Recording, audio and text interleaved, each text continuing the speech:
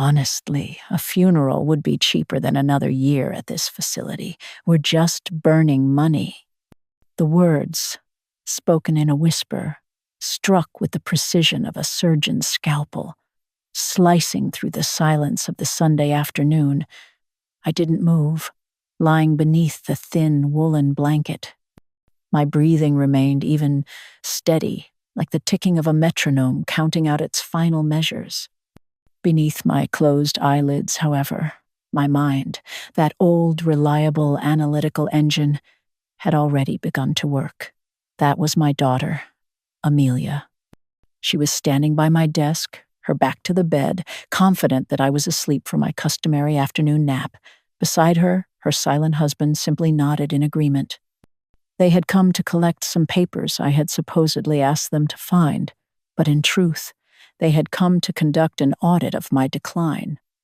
I continued to lie still, listening as they rummaged through my things.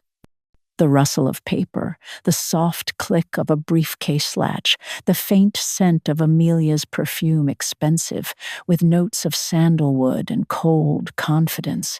She always smelled of the success I had helped her build. They spoke of interest rates, market volatility, of optimizing expenses. All I could hear was white noise, a ringing in my ears that drowned out everything but that one phrase, now pulsing at my temple. $7,000 a month. That was the price of my life, a line item on their family budget. And that line item, in their opinion, had become unprofitable. When they finally left, the soft click of the door lock sounded like a starter pistol. I slowly sat up in bed. The room, bathed in the soft afternoon light, felt sterile and alien, like an operating theater.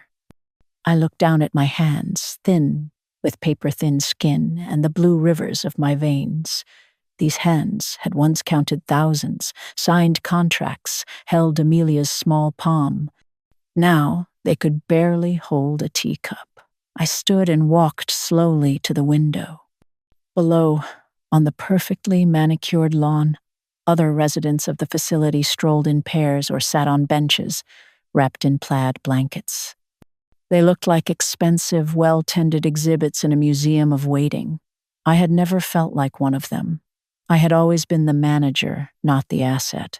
Until today, I turned away from the window. The first thing I did was walk to the desk and adjust the old Texas Instruments calculator.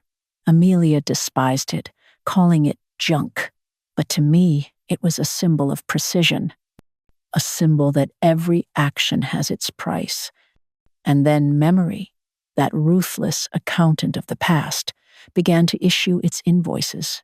The first to surface was a scene at the bank, 20 years ago, on a bright spring day. Amelia and I were sitting in a loan officer's office.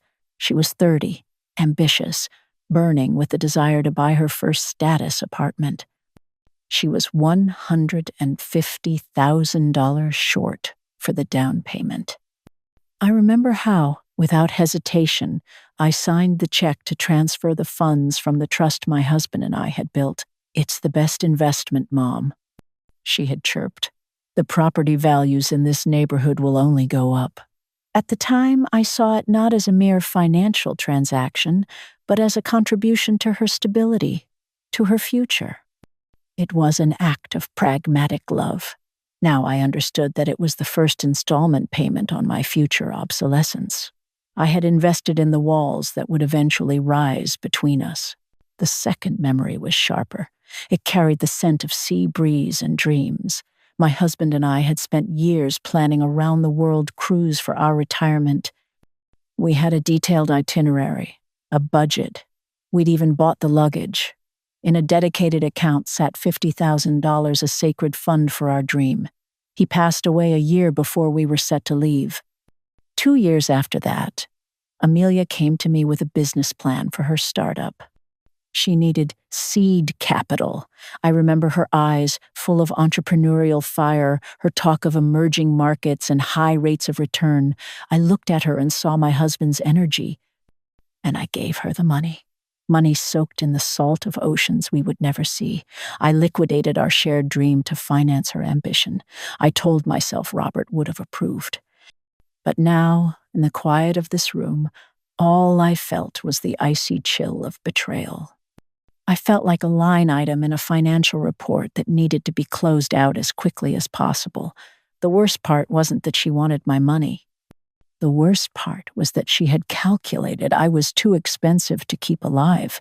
She had applied the very principles of financial analysis I had taught her to me, and she had concluded that I was a depreciating asset. In that moment, the battle between logic and shock in my mind was over. Logic had won. It merely confirmed what I already knew. I had created a monster of rationality. But now, that monster was about to face its creator. My movements became methodical, precise. I walked to the bookshelf, took down a heavy volume of The Principles of Accounting, and retrieved a small key from a hollowed-out space inside the pages. With it, I unlocked the bottom desk drawer, where a fireproof metal box held my most important documents. I took out a thick folder labeled Grace Family Trust. Here it was, my primary instrument. The trust agreement, where I was listed as the primary trustee and Amelia as the sole beneficiary upon my death. I placed the folder on the desk. Next, I picked up my tablet, a gift from Amelia, who insisted I needed a modern interface for asset management. I found the contact for David Henson, the sharp young lawyer who now managed our family fund. I pressed the video call button. When his face appeared on the screen, I wasted no time on pleasantries. David. My voice was even and cold, as if I were dictating a quarterly report. I need an urgent meeting tomorrow morning. We are initiating a full financial audit of all power of attorney transactions for the last 5 years, and prepare the documents for a complete change of beneficiaries. After the call, I performed one last symbolic act. I opened my personal finance file on my laptop, a complex spreadsheet I had maintained for decades. I located the line item, Future Inheritance, Amelia Grace. In the cell opposite, a formula automatically calculated 90% of my total net worth. I silently highlighted the cell. My finger hovered over the delete key for a moment. Then I confidently erased the complex formula. In its place, I typed a simple number, 15,000. The cost of a respectable but not lavish funeral. Then I picked up the old Texas Instruments calculator. Its plastic casing was warm and familiar in my hand. I didn't perform any calculations. I simply held it, like a weapon. The room was slowly filling with shadows, but I didn't turn on a light. The silence was no longer oppressive. It had become my office, my battlefield, my ally. That night, I realized I hadn't lost a family. I was simply closing the books. She had calculated the cost of my death. I, in turn, calculated the price of her betrayal. My ledger was larger. She wanted to write me off as a depreciated asset, so I conducted a restructuring and wrote her off instead. The next morning began not with grief, but with an agenda. David Henson's office was an oasis of quiet competence. The scent of old leather and polished mahogany filled the air, a stark contrast to the antiseptic smell of my residence. Sunlight streamed through the large window, catching dust motes dancing in the air like untracked assets. This was a world I understood, a world of ledgers, clauses, and consequences. My heart did not pound in my chest. My hands, resting on the smooth, cool surface of the conference table, did not tremble. I had not come here for absolution or sympathy. I had come to execute a transaction. David, a young man with a mind as sharp as the crease in his trousers, slid a folder across the table toward me. "Sylvia," he began, his voice a low murmur of professional respect, "we can begin with the power of attorney. a simple revocation. But the trust, restructuring the entire framework and changing the sole beneficiary is a significant step. I met his gaze without flinching. "It is a necessary one, David," I said, my voice as calm and steady as the numbers on a balance sheet. "The current beneficiary no longer aligns with the long-term strategic goals of the primary shareholder. Prepare the documents for a full liquidation of the old trust and the creation of a new, anonymous one under my sole control." He simply nodded, the flicker of surprise in his eyes quickly replaced by the quiet efficiency I was paying for. This wasn't a family drama. This was a corporate takeover of my own life. The days that followed became a checklist of repairs. The first item was the legal framework. In David's office, I signed a stack of documents, my signature practiced over 60 years of signing checks and contracts, a firm, unwavering line. As I initialed the page that officially removed Amelia Grace as beneficiary, a flash of memory, sharp and unwelcome, cut through the legal jargon. Amelia, age 6, sitting at our kitchen table, her tongue sticking out in concentration as I guided her small hand, teaching her how to write her own name. "Look, Mommy, I can sign." She had squealed with delight, a warm memory, now cauterized by the cold ink on the page before me. I pushed it aside. Sentiment was a liability I could no longer afford. I signed the last page, slid the stack back to David, and the repair was made. The financial repair was next. I didn't go to the bank. I summoned the bank to me. A video call with my private wealth manager, a woman named Miss Albright, whose face was as impassive as a stock ticker. "Miss Albright," I stated, looking directly into the tablet's camera. "Effective immediately, I am revoking all secondary access privileges on accounts ending in 4055 and 3112. Please remove Amelia Grace as a designated contact. We will also be changing all security questions and passwords. Furthermore, please freeze any pending transfers initiated by her power of attorney within the last 48 hours.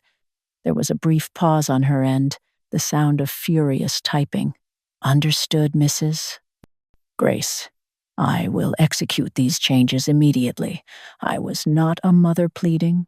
I was a CEO protecting her assets from a hostile internal threat. That afternoon, to break up the intensity of the legal and financial maneuvers, I undertook a physical task.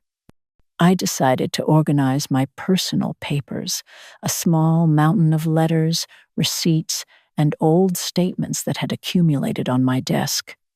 Methodically, I sorted them into 3 piles: retain, archive, shred. The quiet whir of the small shredder was deeply satisfying, each strip of paper a tiny, irrelevant detail being permanently deleted. This wasn't about erasing the past, it was about curating the present. I was clearing away the clutter to make room for what came next. In the middle of this task, a young nurse, Sarah, came in to check my blood pressure. "Wow, Mrs. Grace," she said, smiling warmly. "You're more organized than our entire records department." I smiled back. "Order is the foundation of solvency, my dear." It was a simple human exchange, a reminder that the world was not entirely composed of predators and prey. The predators, however, were getting restless. My tablet buzzed with missed calls from Amelia. I ignored them until one went to voicemail. Later that evening, in the sterile quiet of my room, I played it. Amelia's voice filled the air, a carefully constructed performance of panicked concern. Mom, are you okay?" "I've been calling all day." "Hi. The bank just called me. Something about access being revoked. It must be a mistake." "Please, call me back. I'm so worried about you." I listened to the end, then deleted the message. My internal accountant made a swift, cold calculation. She wasn't worried. She was audited. Her voice held not the tremor of fear for my well-being, but the high-pitched anxiety of someone who has just had their credit line cut. The symbolic repairs were the final, most crucial steps. I took all the old family photos, Amelia's school pictures, graduation photos, even a few from her wedding, and placed them not in the shredder, but in a sturdy archival box. I did the same with her birth certificate and a few of her childhood drawings. On the lid, I wrote in a neat block script, "Grace Amelia Historical File." It was a final act of accounting. She was no longer an active asset, but a part of the company's history. Then I took the business plan for her startup, the one I had funded with my round-the-world cruise money, and, without rereading a single word, tore it precisely in half, and then in half again, and dropped the pieces into the wastebasket. The final ritual was for the future. As per the plan taking shape in my mind, I opened a real estate website on my tablet. I bypassed the sales listings. Owning real estate at my age was an illiquid asset. Instead, I filtered for high-end rental apartments, penthouses with floor-to-ceiling windows and views of the city skyline. I saved 2 of them to a new folder I titled Project Solitude. It was the first concrete step toward a life built on my terms, funded by my resources, and lived for my own pleasure. That evening, I did something I hadn't done in years. I used the facility's room service to order 1 slice of their decadent chocolate lava cake and a pot of real, freshly brewed Earl Grey tea. When it arrived, I sat by the window, not looking down at the manicured lawns, but up at the darkening sky where the first stars were beginning to appear. I took a bite of the rich, warm cake, the melted chocolate, a small, perfect explosion of pleasure. It was a simple, inexpensive thing, but it was mine. It was the first dividend paid out from the newly restructured corporation of my life, and in the quiet satisfaction of that moment, I knew with absolute certainty that I had made the right choice. I had chosen me. A week later, the consequences of my decisions arrived at my door, not with a bang, but with a series of frantic, impotent knocks. I was sitting in my armchair, sipping my morning tea and reading the financial news on my tablet when I heard it. A sharp, insistent rapping on the door of my room. Then Amelia's voice, muffled but laced with a frantic edge I hadn't heard since she'd failed a calculus exam in college. "Mom? Mom, I know you're in there. What is going on?" "David Henson won't take my calls. Let me in." I took another slow sip of tea. The liquid was warm, the porcelain smooth against my lips. I did not move. I did not answer. The knocking became louder, bordering on pounding. "This is insane. You can't just cut me off. I'm your daughter." Her voice cracked on the last word, a sound engineered for maximum guilt. I calmly turned the page on my tablet, swiping past an article on bond yields. I simply continued with my morning routine, a silent observer behind my own walls. The pounding eventually subsided, replaced by the heavy silence of defeat. Through the peephole, I watched her retreat down the long, carpeted hallway, her shoulders slumped, not in sadness, but in the frustrated posture of a manager whose keycard has just been deactivated. I felt nothing. My own mother, a woman of few but potent words, used to say, "If they won't hear your words, let them hear your silence." She was right. The silence was louder than any argument I could have made. That afternoon, I began the final inventory of my life. Not the financial assets, that part was done. This was an audit of the heart. The facility allowed each resident a small storage unit, and I decided it was time to clear it out. The air inside was cool and still, smelling of dust and dormant memories. I didn't rush. I moved slowly, treating the space as a private museum, stopping at each exhibit. My gaze first fell upon a small, worn wooden rocking horse, its painted eyes chipped and faded. A wave of warmth washed over me. Amelia, age 3, her pigtails flying, shrieking with laughter as I pushed her back and forth, her little hands gripping the handles tightly. Her world was so small then, and I was its center. The memory was pure, a perfect, sunlit photograph. But as I reached out to touch the worn wood, a colder image superimposed itself over the first. Amelia, 30 years later, sitting across from me at a sterile cafe, impatiently tapping her pen on the table. "Mom, we need to be practical," she'd said, explaining why selling the family home was the only logical choice after my husband died.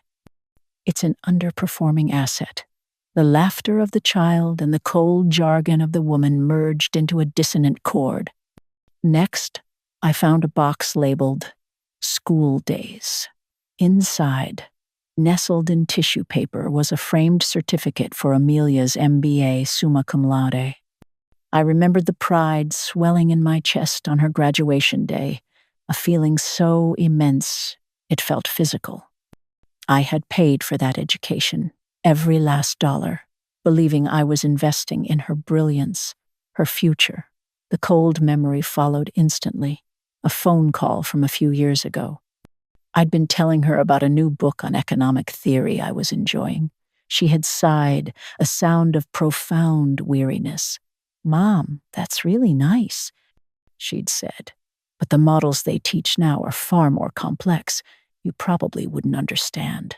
The condescension in her voice had been a small, sharp paper cut to the soul. I had armed her with the best education money could buy, and she had used it to build a wall of intellectual superiority between us. Finally, I pulled out a heavy photo album.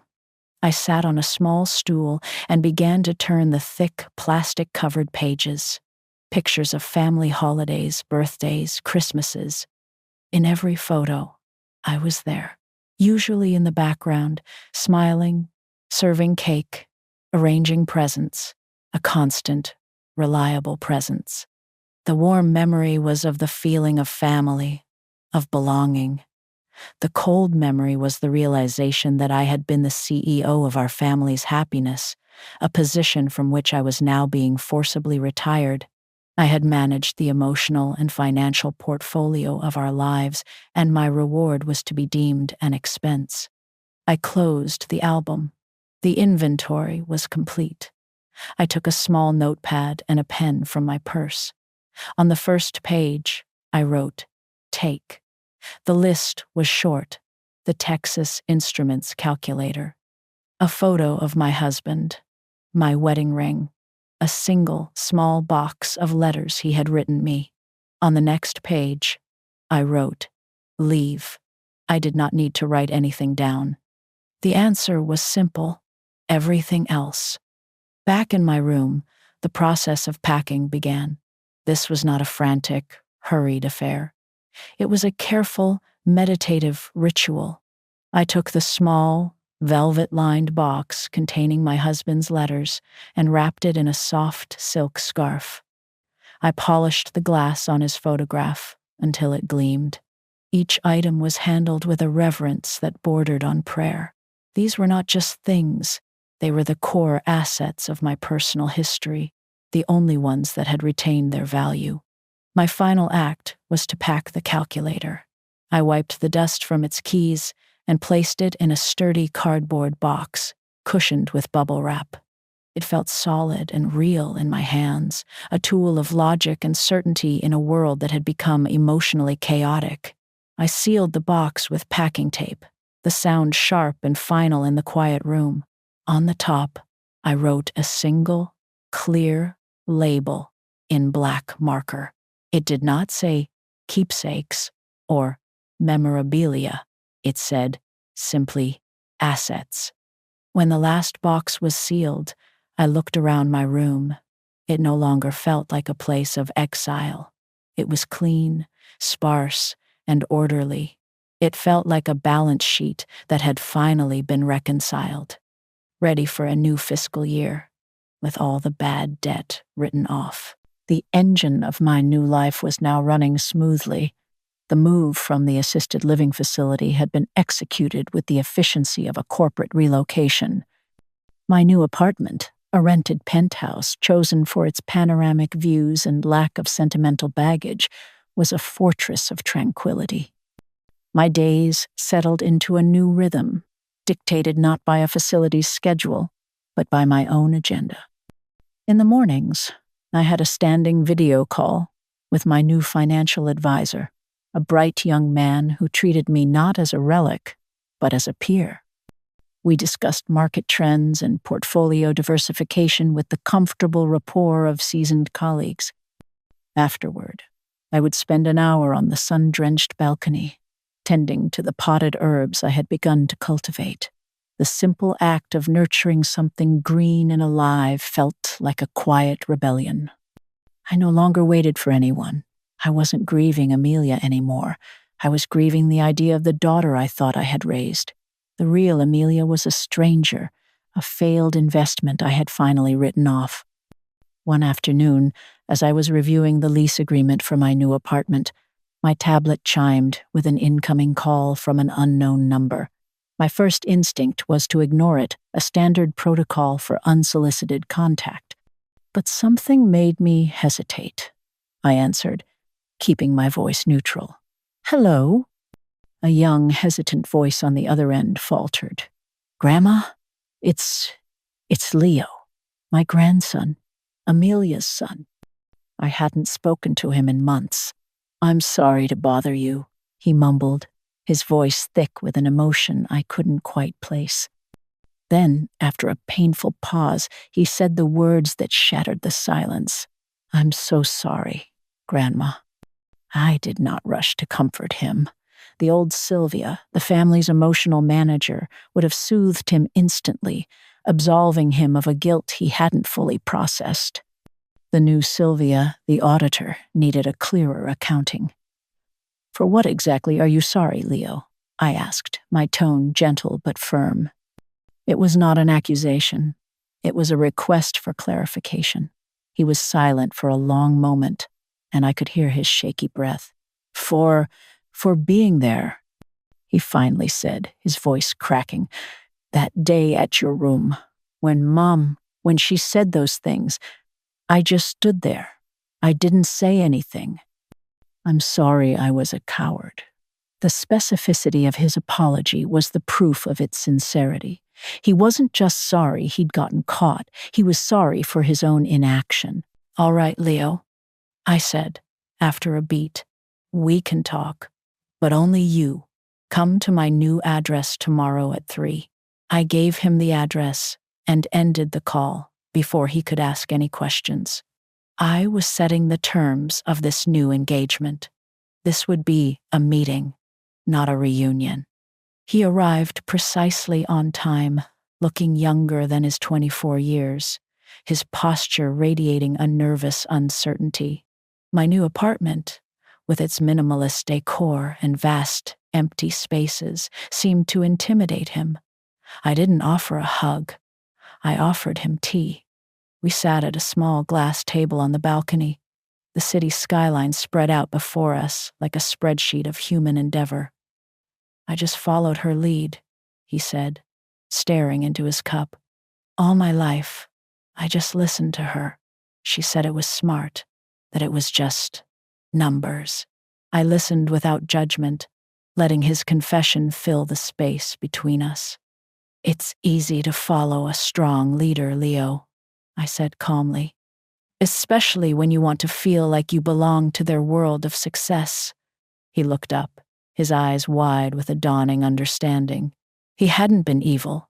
He had simply been compliant. A junior partner in a firm whose ethics he never stopped to question. He looked at me, his expression a mixture of hope and fear. Can I see you again, Grandma? Can we start over?" This was the crucial moment, the point where the old contract could be reinstated through emotional blackmail. But the old contract was null and void. "Yes," I said, meeting his gaze. "You can come back, but not for the inheritance you thought you were protecting, not for family dinners you feel obligated to attend. You can come back only for this. I gestured to the simple tea service between us, for an honest conversation. That is the only asset I am willing to share now. Truth is the new currency in this family, Leo. It's all I accept. When he left an hour later, I walked him to the door. As he was about to leave, I handed him a small paper bag. Inside was a single, fragrant sprig of the rosemary I had been growing. It wasn't a pie. It wasn't a gift-wrapped present. It was something small, something I had nurtured myself, a symbol not of a return to the past, but of a fragile, new beginning. Alone again, I stood on the balcony, looking out at the city lights beginning to twinkle against the twilight sky. A deep, quiet understanding settled over me. Perhaps some doors are not meant to be slammed shut and bolted forever. Perhaps they are meant to be quietly locked from the inside, with the window left slightly ajar, not for everyone, but for the one who returns alone and has learned to knock gently. The day I signed the lease was crisp and bright, the kind of early autumn day that feels like a fresh start. For the occasion, I chose to wear a tailored navy blue blazer, an old piece of my professional armor that I hadn't worn in years. It felt good, the structured fabric, a reminder of a time when I commanded boardrooms. I met the real estate agent, a brisk and efficient woman named Carol, in the lobby of the downtown high-rise. The building smelled of success, a faint, clean scent of glass cleaner, expensive coffee, and ambition. As we ascended in the silent, wood-paneled elevator, I felt a calm resolve settle over me. This was not an emotional decision, it was a strategic one. The final step in the complete restructuring of my life. The apartment was even better than the pictures had suggested. Light flooded in through floor-to-ceiling windows, illuminating the pale oak floors and the vast open space. The air inside smelled of fresh paint and new beginnings. From the balcony, the city was a breathtaking panorama of steel and glass, a complex system humming with energy. It was beautiful, but more importantly, it was anonymous. It held no memories, no ghosts of family dinners, no echoes of hollow laughter. I walked through the empty rooms, my sensible shoes making a firm, decisive sound on the hardwood. I could already picture my life here. My desk by the window, my books lining the walls, my herbs thriving on the balcony. There was no hesitation. "I'll take it," I said to Carol, my voice echoing slightly in the empty space. She smiled, unsurprised by my decisiveness. Back in the leasing office, the scent of leather from the chairs was a familiar comfort. As my pen scratched across the signature line of the contract, I didn't feel a thrill of victory, but a quiet, profound sense of order being restored. The transaction was complete. My first symbolic act as a new tenant was to purchase a single, elegant orchid from a nearby florist. I placed it on the wide windowsill of my new, empty living room. It was a promise to myself. In this new place, I would focus on cultivating life and beauty on my own terms. My final week at the facility was a period of emotional closure. The process began with Amelia's husband, Mark. He appeared one afternoon, a ghost from my former life, looking lost and diminished in the brightly lit hallway. He knocked softly, a sound stripped of all authority. I watched his shadowy form through the peephole but did not open the door. "Sylvia?" he called out, his voice thin. "Please, she's not doing well. She just wants to understand." The first manipulation, using her supposed fragility to elicit my sympathy. I remained silent. "We were just trying to be responsible," he continued, his voice rising slightly in self-justification. "Managing the estate, it's what you taught her to do." The second manipulation, blaming my own lessons for their cruelty. I leaned my forehead against the cool wood of the door. There is a difference between managing an estate and liquidating a life, Mark, I said, my voice low but clear, easily carrying through the door. You failed to distinguish between the two. A long silence followed. Then, a final, desperate plea. We're family. The ultimate manipulation. Family is not a line item on a balance sheet, I replied, the words falling like ice chips. You and Amelia closed that account. I heard him sigh, a sound of utter defeat. Then, the soft shuffle of his expensive shoes walking away. After he was gone, I walked to my armchair and sat down, and then, for the first time since this all began, I allowed myself to cry. It was not a storm of grief, but a quiet, cleansing rain. 7 minutes of tears for the daughter I had lost, for the family that had existed only in my own ledger books. When it was over, I dried my eyes, made a cup of tea, and felt lighter. The following day, I hosted a small farewell tea in my room for the 2 women from the facility who had become my friends. Eleanor, a sharp-witted former literature professor, and Margaret, a gentle soul with a passion for gardening. The atmosphere was warm and filled with easy laughter. The air smelled of Earl Grey tea and the lemon scones Margaret had brought from the dining hall. They didn't press me for details about my family drama. Our friendship was built on simpler things. Eleanor recounted a hilarious story about a comically bad student essay on Moby Dick, while Margaret excitedly detailed her plans to grow prize-winning roses next spring. These were conversations about life, not about assets. In the middle of their cheerful banter, I made my announcement. I've signed a lease on a new apartment, I said calmly. I'll be moving downtown next Tuesday. They both stopped, their teacups suspended in midair. Their reaction was not one of sadness for their own loss, but of pure, unadulterated joy for me. Sylvia, that's wonderful, Eleanor boomed, her eyes shining. A room of one's own! Virginia Woolf would be so proud. Margaret simply reached across the table and squeezed my hand, her touch conveying a world of support. In that moment, surrounded by the genuine warmth of these women, I understood that I wasn't leaving a home. I was simply moving from one family to a new one I had chosen for myself. The final confrontation came on my last day. I was packing the last of my boxes when the door to my room opened without a knock. Amelia stood there, her face a mask of cold fury. She was dressed in a severe black power suit, as if for a hostile takeover. So, this is it?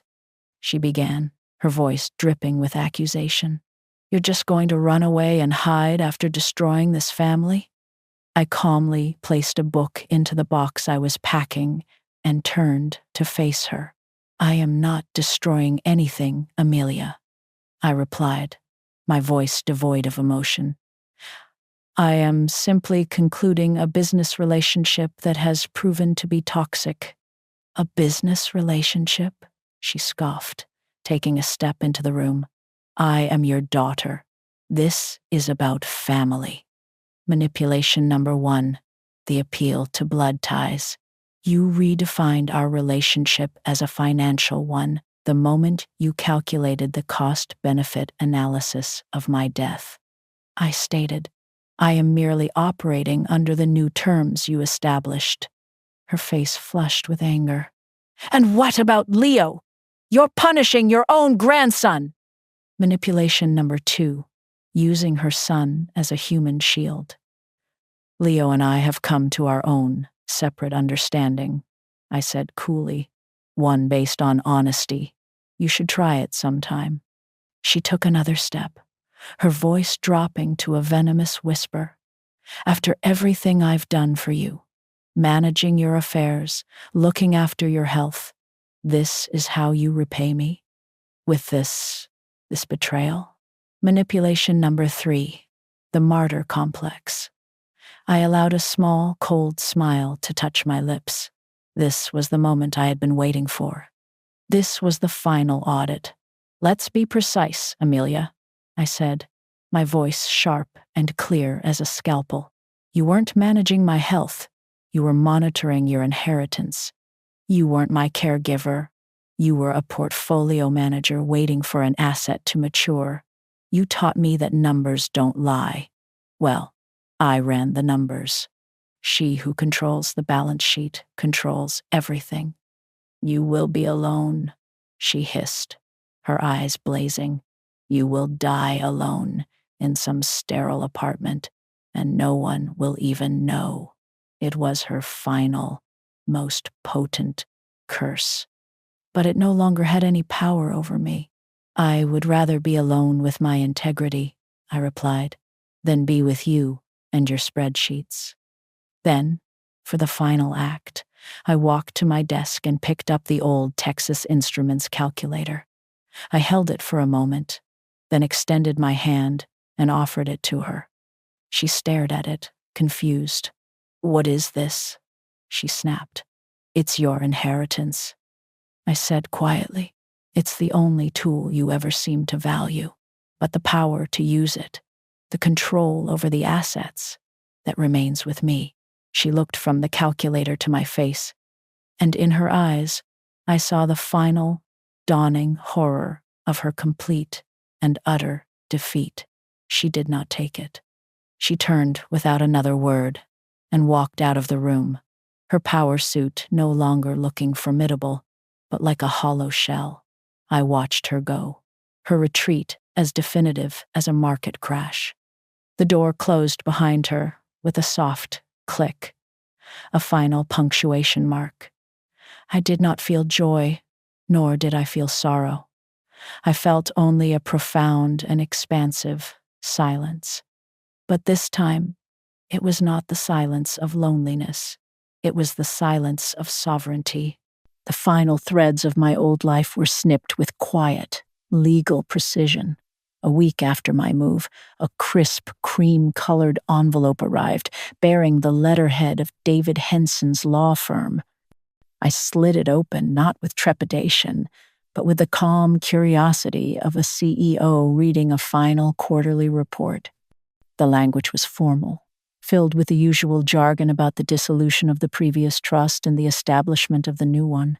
But the final sentence, handwritten by David himself, was what mattered.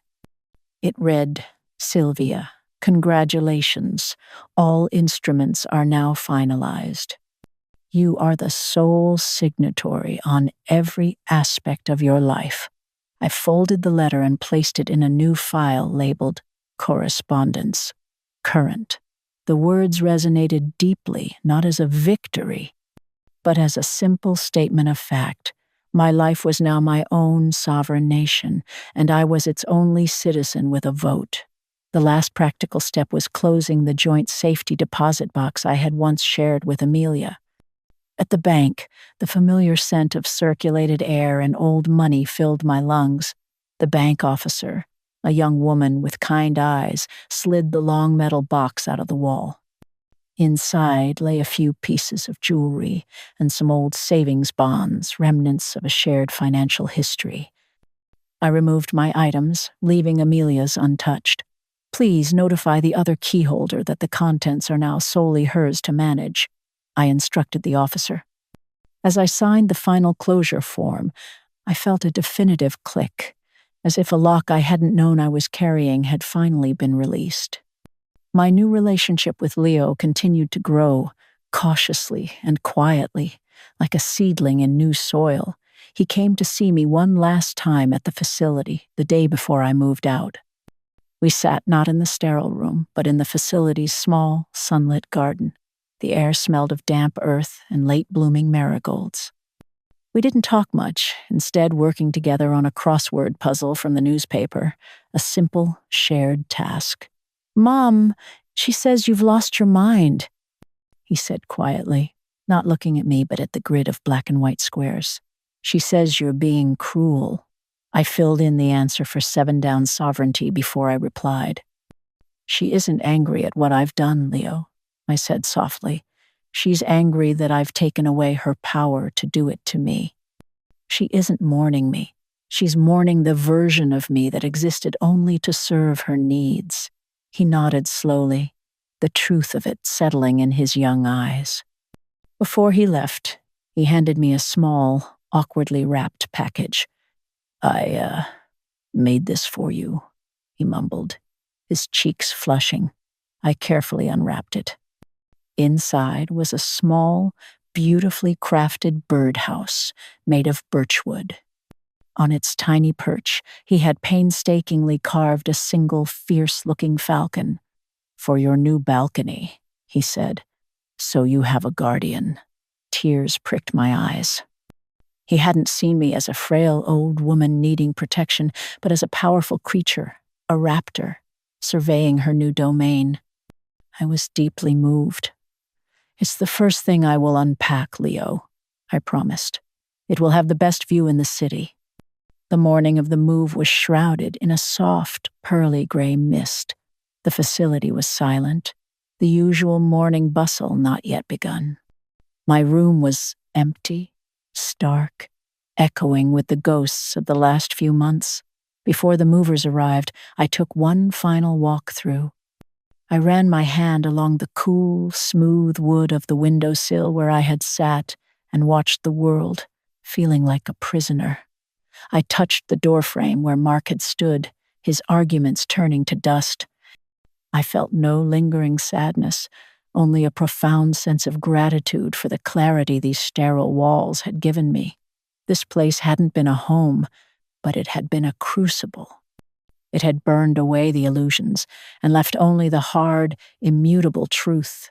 On the clean, empty desk, I left the room key. Beside it, I placed a single, brief note addressed to the facility's director. It read simply, "Thank you for the quiet." It was exactly what I needed to finally hear myself. Then, I walked out, pulling the door closed behind me, and did not look back. Arriving at my new building was like stepping into a different world. The doorman greeted me with a warm smile. The building manager handed me my new keys along with a single, perfect, white rose in a slender vase. "Welcome home, Mrs. Grace," she said. The apartment smelled wonderfully of newness. Movers, efficient and respectful, began bringing in my carefully labeled boxes. The first box I opened was marked Assets. From it, I took my husband's photograph and placed it on the marble countertop. Next, I unwrapped Leo's birdhouse and hung it from a hook on the balcony, positioning it to face the rising sun. Finally, I opened the box labeled Kitchen, took out my electric kettle, and plugged it in. As I waited for the water to boil, I stood on the balcony, the cool morning air on my face, and watched the city wake up below. The sounds were not intrusive, but energizing, the distant hum of traffic, the faint chime of a faraway bell. This was not the silence of isolation. It was the vibrant, living pulse of the world, and I was now a part of it. My new routine quickly took shape, a tapestry woven from threads of peace and intention. A few days after moving in, while unpacking a box of my husband's books, a folded piece of paper fell out from between the pages of his favorite Marcus Aurelius collection. It was an old note from him, written on a prescription pad years ago. I had forgotten all about it. "My dearest Sylvia." It read, "Never forget that you are the finest, sharpest mind I have ever known. Do not ever let anyone, not even me, convince you to settle for less than you are worth. Your value is non-negotiable." Reading those words, in this new place, felt like a blessing from the past, a final validation from the one person whose opinion had always mattered. The next morning, I did something I hadn't done in 30 years. I baked a single loaf of sourdough bread, just for myself. The process was a meditation, the feel of the soft dough under my hands, the earthy smell of the yeast, the warmth radiating from the oven. When it was done, I cut a thick slice, slathered it with fresh butter and strawberry jam, and ate it standing by the window, savoring every bite. It was the most delicious thing I had ever tasted. Leo visited a week later. He brought his bicycle helmet with him, explaining that he was now biking across the city to see me. It was a small detail, but it spoke volumes about his growing independence. We didn't do anything grand. We sat on the balcony, drank lemonade, and he told me about his struggles trying to fix the gears on his bike. I, in turn, told him about the financial news I'd read that morning. It was a simple, easy companionship. He looked around at my slowly filling apartment, at the books on the shelves and the orchid on the windowsill. "Is this it, then?" he asked quietly. "Is this what peace feels like?" I considered his question for a moment, looking out at the endless, complex vista of the city. "No, not all of it," I replied, a small, genuine smile gracing my lips. "But it's a controlling interest, and for the first time in a very long time, I own it outright." I never mourned the life I left behind. I didn't miss the cavernous silence of a house filled with expectations, nor the brittle smiles of a daughter who saw me as a liability. Most of all, I did not miss the old version of myself, the woman who whispered, "Maybe next time they will see you," because I finally saw myself, and I no longer needed anyone else's permission to exist.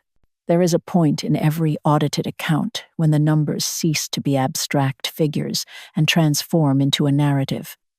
For years, my life had been a story written in the cold, unforgiving language of finance, a tale of assets and liabilities, of profits and losses. I was the primary shareholder in a family corporation, but I had forgotten that the most valuable asset, my own spirit, was being slowly, systematically devalued. The quiet fracture of that Sunday afternoon was not an ending. It was a hostile takeover of my own soul. It was the moment I realized that to save the company, I had to fire the board of directors. The process that followed the legal battles, the emotional audits, the symbolic write-offs was not an act of revenge. It was a corporate restructuring. I was not destroying a family. I was dissolving a toxic partnership to found a new enterprise, built on the solid bedrock of self-worth. The final entry in the old ledger was the sale of the family home. The call came from the real estate agent on a Tuesday morning. The scent of brewing coffee filled my sunlit apartment. "The sale has closed, Mrs. Grace. The funds have been transferred to the designated account." I felt no pang of loss, no nostalgic ache for the rooms that had held so much of my life. I had already mourned that house. Now, it was just a liquidated asset, its value converted from sentiment to currency. The following day, I did not mail a check. I walked, with the aid of a simple cane, to the downtown office of a women's shelter, a place that provided legal aid and a safe haven for those escaping domestic financial abuse. The director, a woman with tired but determined eyes, met me in a small, cluttered office that smelled of paper and quiet urgency. I handed her the cashier's check, the number on it representing the entirety of the house's sale. She looked at it, her eyes widening in disbelief. "Mrs. Grace, I don't know what to say." I placed my hand over hers. "There is nothing to say," I told her, my voice quiet but firm. "This is not charity. This is an investment. It's for the women who are taught to believe their only value is the comfort they provide and that their silence is a currency. This is for them to build their own tables." I walked out of that office, not feeling like a philanthropist, but like a founder. I hadn't given away a house. I had capitalized a revolution. My new apartment had become the safe harbor I intended it to be. Leo visited often, our time together settling into a comfortable rhythm of shared silence and easy conversation. One afternoon he arrived carrying a cardboard box, a look of quiet resolve on his face. "Can I keep this here, Grandma?" he asked. Inside the box were his journals, a few favorite books, and a sketchbook filled with his drawings. Things he treasured. Things he no longer felt were safe in the emotionally volatile environment of his parents' home. He was building his own lifeboat, and my home was his first port of call. We sat on the balcony, and he told me how his mother, Amelia, had found the empty box for the birdhouse and had flown into a rage, accusing him of betrayal. "She says I'm choosing you over her," he said, his voice laced with the weariness of someone caught in a war he didn't start. "Will she ever change?" I poured him another glass of lemonade, the ice clinking gently.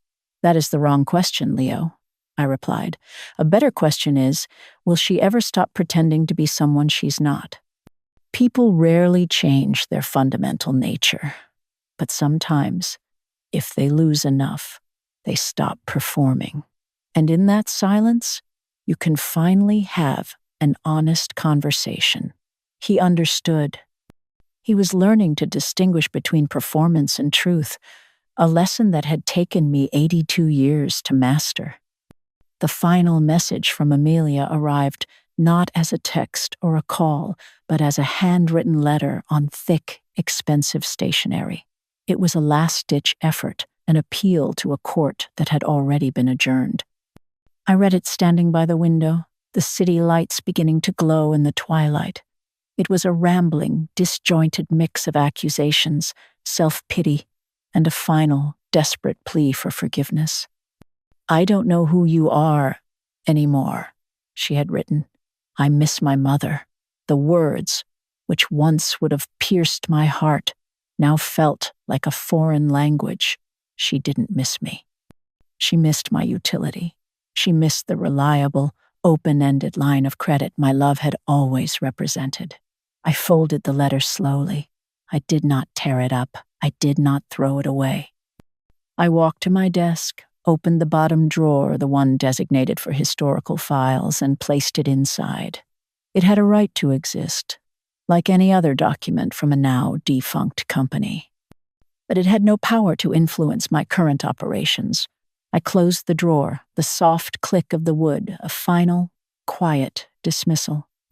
My 83rd birthday arrived not with a flurry of unwanted attention, but with the gentle grace of a quiet dawn. I woke up, made myself a small stack of blueberry pancakes, and ate them on the balcony, watching the city stretch and wake. There were no false wishes, no obligatory phone calls that felt like summonses. The only expectation was my own, to enjoy the day. In the afternoon, Leo arrived. He didn't bring a store-bought gift, but a single sheet of drawing paper. On it, he had sketched a detailed, beautiful portrait of the falcon from the birdhouse, its wings spread wide, its eyes sharp and focused. Beneath it, he had written, "For the woman who learned to fly." Later, he looked at me, a thoughtful expression on his face. "You know, you seem different, Grandma, not just happier. You look settled, like a person who doesn't flinch anymore." It was the highest compliment I had ever received. My days are now a series of quiet, meaningful vignettes. I spend my mornings reading, not to stay sharp, but for the sheer joy of it. My afternoons are for my plants. One of them, a gardenia that had nearly died from neglect at the facility, is now thriving. Its glossy green leaves dotted with fragrant white blossoms. It is a living symbol of resilience. My old friends, Eleanor and Margaret, come for tea every Friday. Our conversations are a rich tapestry of literature, gardening, and laughter. We are a coven of wise women, our bond forged not in blood, but in mutual respect. Occasionally, a text from Amelia will appear on my tablet. A simple happy birthday or thinking of you. I see them, I register them, and then I move on, like a ship captain noting a distant, non-threatening weather pattern on the horizon. I do not reply. My silence is not anger, it is peace. This morning, I sat at my desk and opened my journal to a fresh page. The question that had sparked this revolution echoed in my mind, the cold, pragmatic words of my daughter. What is the point of another year? She wanted to know the return on her investment. She thought my life was a currency to be spent. Now, after all this, I finally have the answer. I wrote it down, the words flowing easily from my pen. A final entry to close the books.